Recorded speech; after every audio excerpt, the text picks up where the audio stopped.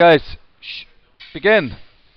Okay, second derivative, d2y dx squared equals minus 2 over y cubed. We will not be happy with this question until we get y in terms of x. Okay, so what we're next going to do is, we know that we're going to use a placeholder v. V equals to y dx. Therefore, phi equals root 2 when x equals root 2. Now, we can make a choice. We can have the second derivative is the d dx of dy dx. And now that we know that dy dx is v, the v dx equals minus 2 over y cubed. However, the problem with this is we have three letters. We have the v dx, and then we have our y as our variable, so it means that won't work. So we need to go back to the drawing board. We go back to the drawing board with the v dx, and we use the chain rule, where the v dx equals to v, break up the v and the dx, and put a dy underneath.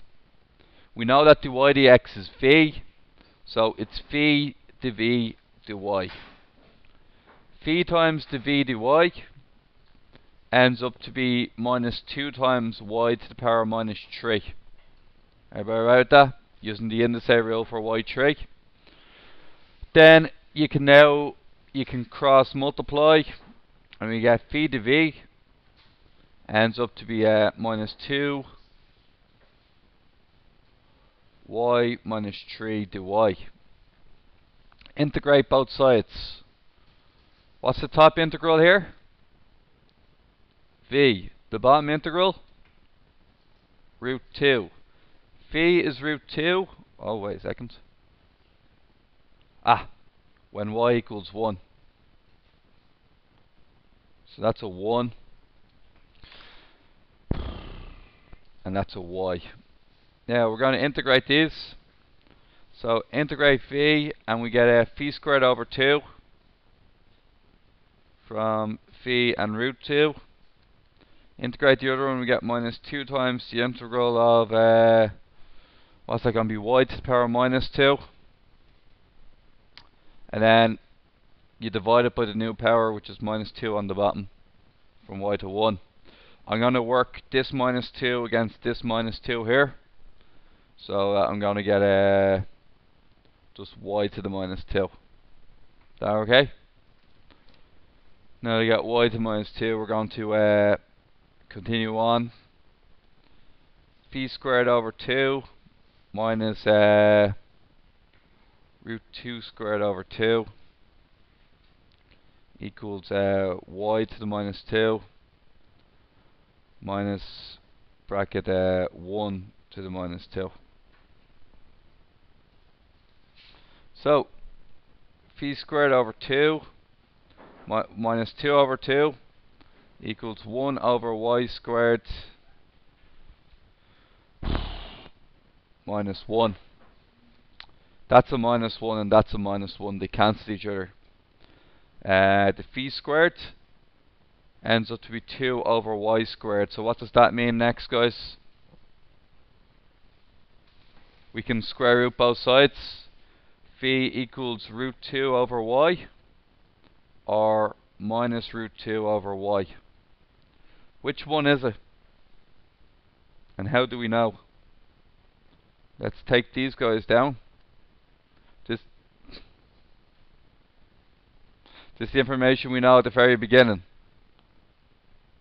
So we look down. So when phi equals root 2, y has to equal 1. So root 2 equals root 2 divided by 1. That checks out. Well, if we use the minus version, it won't check out. So therefore, what we know is that we have to use phi equals root 2 over y. Now, if you recycle all these workings back to the original, so this phi equals root 2 over y, you go back to the very top and you store it behind what you said phi was. Now you can now change that to dy dx. You can now change that to dy dx equals root 2 over y. Okay, so bring up the y, we get y dy equals root 2 dx. Now we need some limits. So what are the limits we're looking at? Anybody?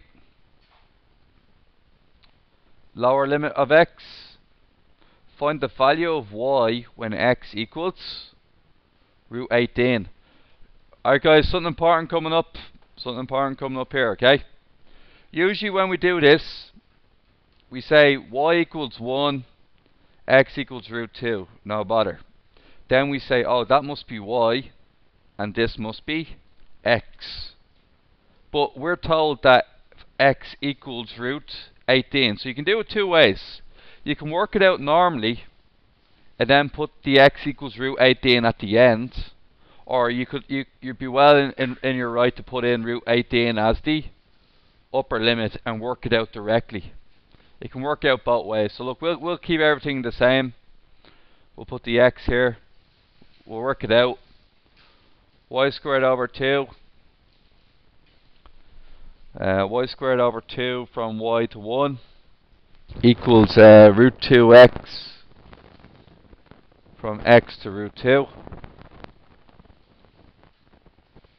Okay, that's obviously the way I did it. And now